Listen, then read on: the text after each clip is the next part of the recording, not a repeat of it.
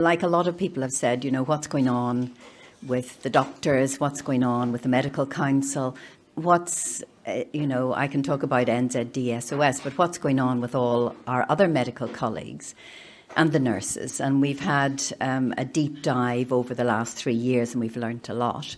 And Sue has been integral in keeping us sane and explaining what's going on because, as we all know, it's actually not about health. A lot of our families and friends and even quite a lot of people, our colleagues and people in the institutions, really don't actually have the knowledge that we've been forced to dive into and learn, and we've had a steep learning curve. So I think we need to be grateful because none of us wants to go back. And I think we need to have compassion, and it's our responsibility and our duty to be able to communicate in a way that can be heard, and that's really difficult. We've been shocked at the control and the tyranny, the nonsense and the throwing out of all the rules around good clinical, ethical medical practice. Silenced when we wanted to be screaming about the terrible harms and disasters that are going on not just in New Zealand but around the world. It's not about health, it's not about the science. In fact, the science is thrown out. It's not about logic and reason, it's about money and control. There's been a lot of behavioural engineering, putting everybody in a state of fear so that you could push someone into making choices. We've had a couple of appeals through the district court, but we've learned that the medical council doesn't like us going to the district court, which our lawyers have told us we have every right to do. Even the district courts can be manipulated. So we've been told if we're suspended and we believe we shouldn't have been, we can appeal to the district court and get that suspension looked at. Where is the evidence that we are causing harm to the people of New Zealand by giving our measured opinion and experience of what we would normally do. There's only been 2 appeals that got to the district court because they've been delayed, and we found that even our medical protection lawyers, in my opinion, are also part of the groupthink. The institutions that we assume have our benefit at heart, it's been shocking to realise that they too are controlled. You don't need many people in an organisation to bully the others into silence or hide information. We know that a lot of the submissions that we've sent to the Medical Council, most of the board have not had a chance to see that. They don't like face-to-face hearings.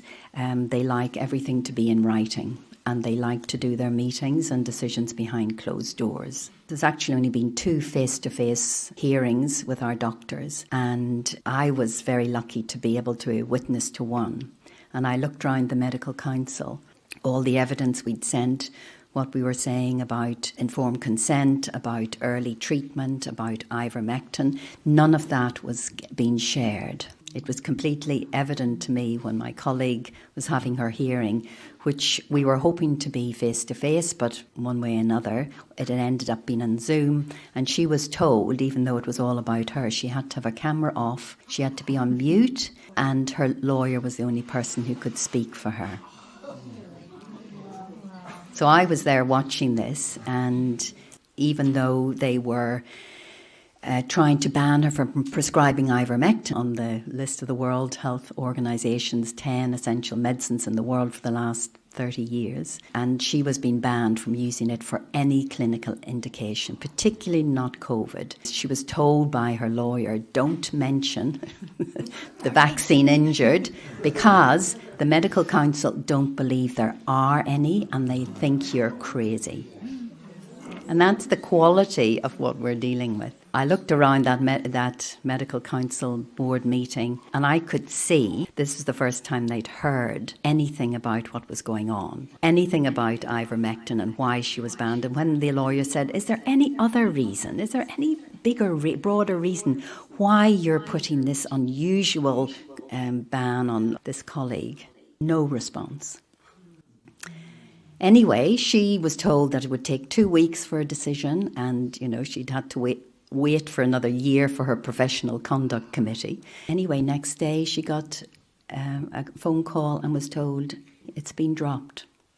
So I think when there's an opportunity for a sort of face-to-face, that, you know, it's possible. So we need to insist, we need to reach those people who are in those positions of power, who are like a lot of the general public and are blithely unaware of the control and the tyranny and the deception and the censorship and even the idea that most people have no idea that the health mandates or for education are still there. There's actually no scientific evidence to have a mandate for something like this. But anyway, I've probably spoken long enough. I'd like Sue to be able to talk about what's going on. She's also been complained about by her law society with no evidence of any substance to the complaints they make, which seems okay these days.